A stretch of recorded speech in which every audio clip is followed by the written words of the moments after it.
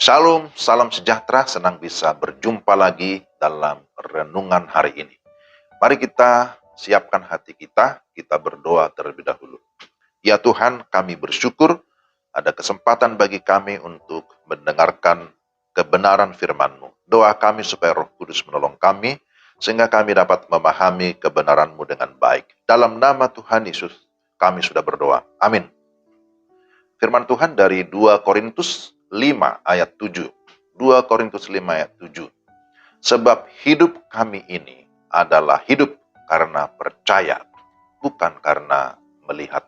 Demikianlah firman Tuhan. Dan tema kita, hidup karena percaya.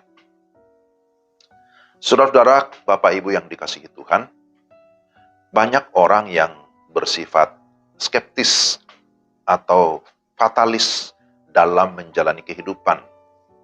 Menjalani kehidupan sebagai takdir atau nasib. Sehingga tidak lagi peduli dengan masalah iman atau hal-hal rohani. Ada yang berkata, kalau hanya berdoa saja, kan tidak mungkin berhasil. Kalau kita bekerja, baru ada hasil. Jadi, bergantung kepada kita. Demikian pendapat seseorang. Lalu yang lain pernah berkata begini, janganlah terlalu rohani. Kita kan masih tinggal di dunia ini. Siapa yang pernah ketemu dengan Allah? Namun dalam ayat ini, Paulus memberikan sebuah kesaksian.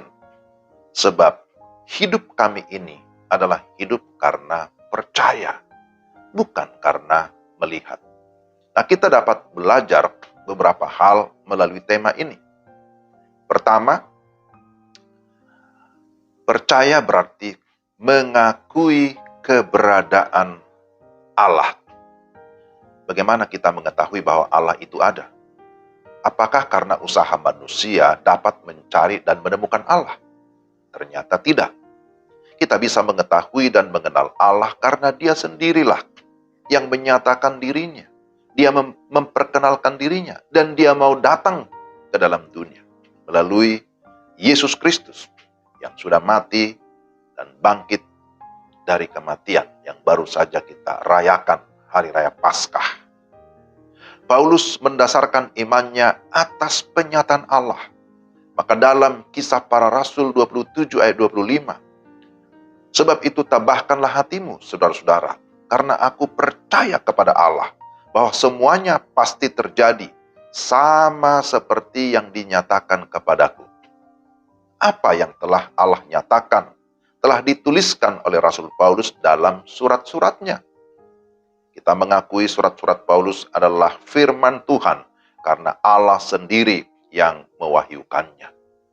Di dalam 2 Korintus 5 ayat 7, Rasul Paulus menegaskan sebab hidup kami ini adalah hidup karena percaya. Percaya kepada Tuhan yang hidup dan berkuasa. Bahwa tidak ada Allah lain yang layak kita imani, yang layak kita sembah, selain daripada Allah yang sudah menyatakan dirinya secara pribadi di dalam dan melalui Yesus Kristus.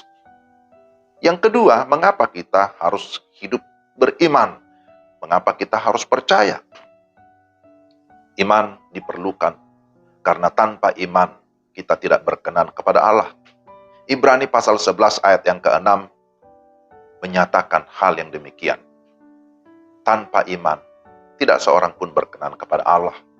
Iman yang sejati menuntun kita kepada ketaatan untuk melakukan kehendak Tuhan, mengikuti panggilan Tuhan seperti Paulus, sekalipun di dalam berbagai kesulitan. Iman juga yang menggerakkan kita agar kita memiliki kasih dalam perbuatan, memiliki kesukaan untuk menolong orang lain.